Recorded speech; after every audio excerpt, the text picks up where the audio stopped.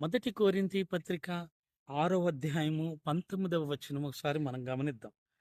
మీ దేహము దేవుని వలన మీకు అనుగ్రహింపబడ్డది. ఈ దేహము దేవుని వలన మనకు అనుగ్రహింపబడి ఉన్నది. మీలోనున్న పరిశుద్ధాత్మకు ఆలయమై ఉన్నది. అంటే పరిశుద్ధాత్మకు మన దేహము ఆలయమై ఉన్నది అని మీరెరుగురా. మీరు మీ సొత్తు కారు, మీరు విలువ పెట్టి కొనబడిన వారు గనుక మీ దేహముతో దేవుణ్ణి మహిమపరచండి అపోస్తలుడైన పౌలు కొరింథీ సంఘానికి తెలియపరుస్తున్నాడు. అంటే మన దేహముతో దేవుణ్ణి మహిమపరచాలని దేవుని వాక్యం మనకి క్లియర్గా చెప్తుంది.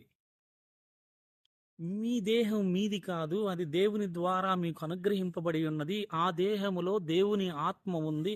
ఆ దేవుని ఆత్మ ద్వారా మీరు దేవుణ్ణి మహిమపరచాలని దేవుని వాక్యం క్లియర్గా చెప్తుంది. సో ప్రియమైన దేవుని బిడ్డలారా, మన దేహముతో దేవుణ్ణి ఆరాధించవలసిన వారమై ఉన్నాం మనం. మన దేహముతో మన ఇష్టం వచ్చిన పనులు చేయటానికి వీల్లేదు. ఈ దేహము వేరో వ్యక్తి కొనుక్కున్నాడు. అంటే యేసు క్రీస్తు దేహాన్ని కొనుక్కున్నాడు గనక ఈ దేహం మీద మనకు అధికారమే లేదు. ఎప్పుడైతే యేసు క్రీస్తుకి నువ్వు సమర్పించుకున్నావో, ఎప్పుడైతే యేసు క్రీస్తుని సొంత రక్షకుడిగా అంగీకరించావో, ఈ పూర్తిగా ఈ దేహం మీద అధికారం ఆయనకు వచ్చేసింది. ఆయన కొనుక్కున్నాడు.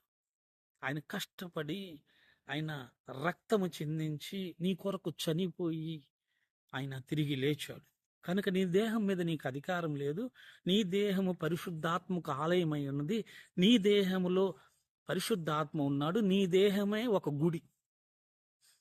ఆలయం అంటే నీ దేహమే. ఆలయం అంటే చర్చెస్ కాదు, నీ దేహమే ఆలయం. నీ దేహములో దేవుడు యేసుక్రీస్తుని ఆత్మ నీలో ఉంది. ఆ ఆత్మకు నీ దేహము ఆలయమై ఉంది. కనుక ప్రియమైన దేవుని బిడ్డలారా, నీ దేహముతో దేవుణ్ణి మాత్రమే మహింపరచాలి. ఇక దేన్ని మహింపరచకూడదు.